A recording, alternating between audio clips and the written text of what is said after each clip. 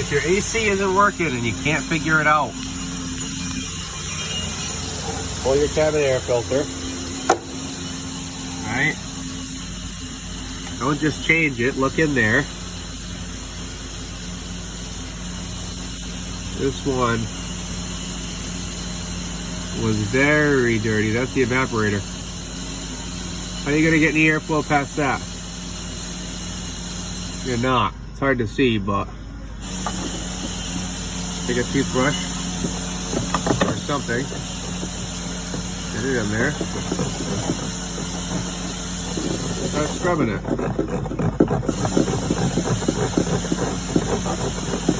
Get it clean.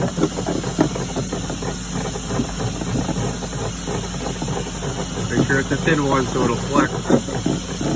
I'm gonna get all of it, but look at all that dirt down there already.